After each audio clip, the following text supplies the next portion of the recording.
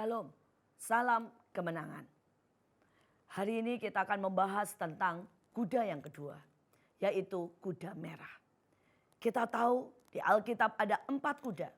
Dan mari kita baca di dalam Wahyu pasal yang ke-6 ayat yang ketiga dan yang keempat.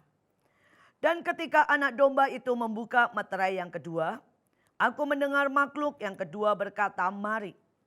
Dan majulah seekor kuda lain, seekor kuda merah padam, dan orang yang menungganginya dikaruniakan kuasa untuk mengambil damai sejahtera dari atas bumi, sehingga mereka saling membunuh, dan kepadanya dikaruniakan sebilah pedang yang besar.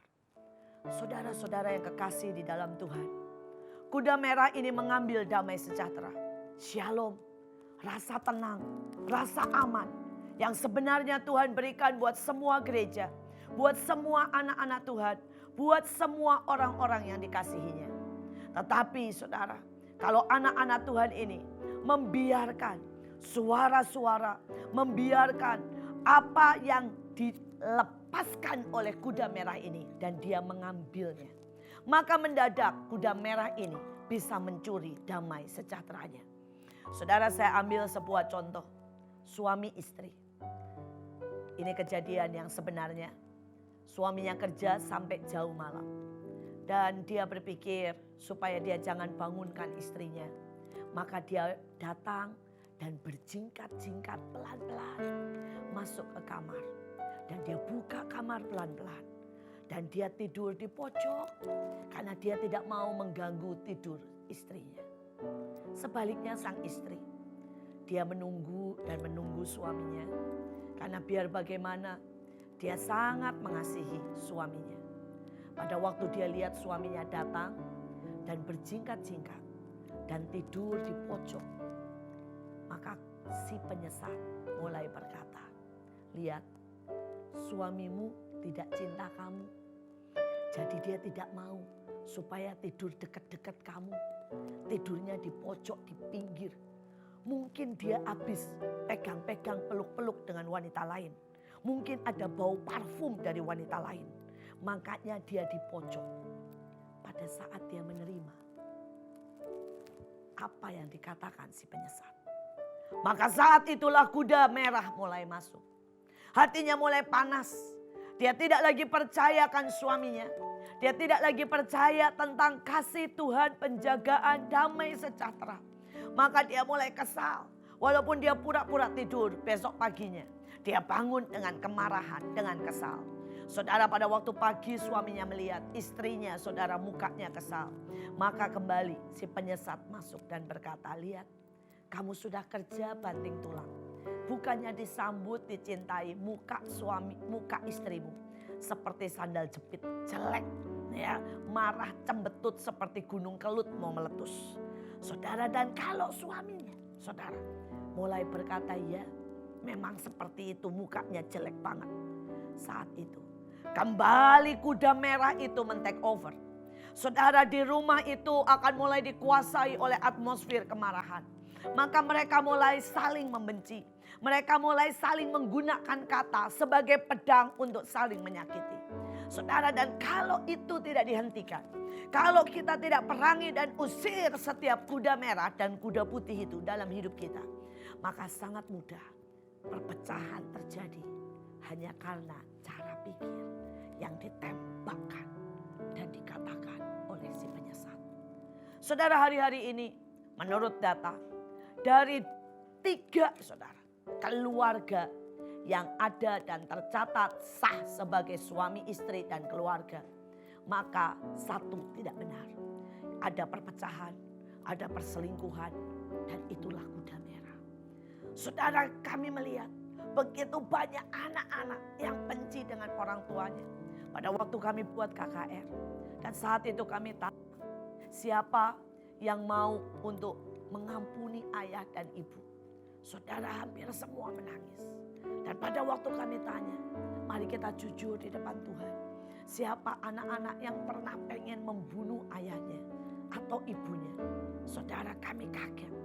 Separuh itu angkat tangan dan berkata, entah bagaimana di dalam hatinya mereka pernah ingin untuk membunuh ayah atau ibunya.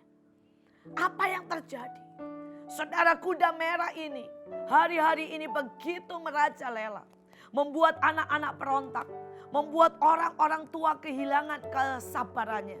Saudara, dan mereka mulai memaki, mengucapkan kata-kata yang negatif. Padahal mati dan hidup dikuasai oleh lidah. Hari-hari ini kita bisa mempunyai alat untuk mengukur seberapa kecerdasan dan seberapa sel yang hidup ataupun yang mati di dalam otak. Saudara, seorang manusia itu mempunyai 1 triliun sel aktif di dalam otaknya. Pada waktu terjadi sebuah trauma besar, salah satunya adalah perceraian daripada orang tua. Atau orang tua ribut besar, lempar-lemparan piring. Dan itu merupakan sebuah trauma. Saudara tahu berapa sel yang mati mendadak hanya karena satu peristiwa? Itu 5 miliar. Dan 5 miliar itu yang sudah mati tidak bisa hidup lagi. Tetapi yang mengejutkan adalah waktu seseorang memakai kata-katanya untuk melukai orang lain. Misalnya dengan perkataan bodoh atau dibentak keras. Saudara tahu berapa sel yang mati? 1 miliar. Dan kalau itu diteruskan, saudara dan saya bisa bayangkan ada sebuah generasi yang bodoh. Ada sebuah generasi yang tidak bisa menangkap apapun. Tidak bisa menangkap suara Tuhan. Tidak punya kreativitas. Tidak bisa maju ke depan dan sukses dalam hidup ini. Karena sebenarnya sel otaknya mati oleh semua pedang tajam. Pedang tajam itu bukan pedang yang kelihatan, tapi kata-kata jahat yang menghancurkan, menghabisi hidup seseorang. Saya berdoa hari-hari ini, waspadai. Jangan sampai kita gunakan pedang tajam. Saudara, di antara 4 wajah yang dikatakan di Alkitab, maka urutan kedua adalah lembu. Dan lembu ini binatang yang tidak punya senjata, saudara. Dia tidak pernah menandung. Lembu yang sejati seperti sapi yang tidak ada, saudara, keinginan untuk bermusuhan. Saudara, seluruh tubuhnya bisa berguna.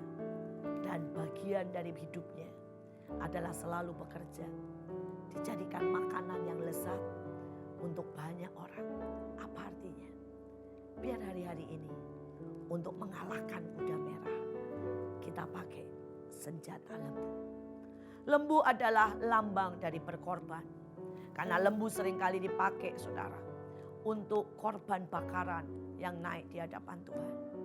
Hari-hari ini mari pilih berkorban.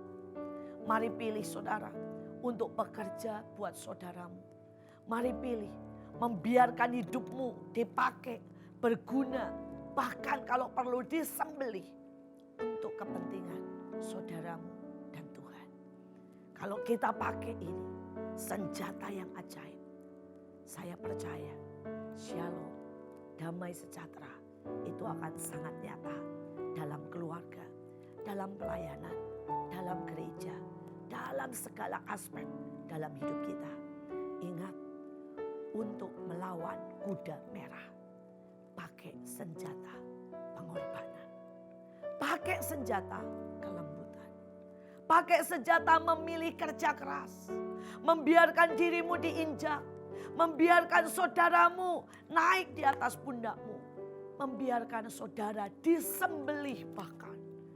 Asal harum itu naik di hadapan Tuhan. Lembu adalah sebuah binatang yang di Alkitab juga dilambangkan sebagai keruk. Itu melambangkan 2 malaikat yang bersautan. 2 malaikat yang saling, saudara, memberikan diri untuk membuat orang lain lebih dihormati. Biar hari-hari ini kita semua memilih menjadi 2 keruk yang saling bersautan, membawa perdamaian. Tuhan Yesus memberkati. Mari kita berdoa. Bapa, kami minta shalom. Kami minta sifat-Mu sendiri yaitu kasih, yaitu rela berkorban, yaitu memberikan dirimu Tuhan total buat kami. Engkau rela jadi miskin, Engkau rela menderita, Engkau rela Tuhan bayar semua kesalahan kami. Engkau menyelesaikan bagi kami dan Engkau menanggung bagi kami. Buat kami hari-hari ini memilih itu, supaya shalom itu turun atas gereja, turun atas pekerjaan, turun atas keluarga, turun atas pelayanan. Terima kasih Tuhan, dalam nama Yesus.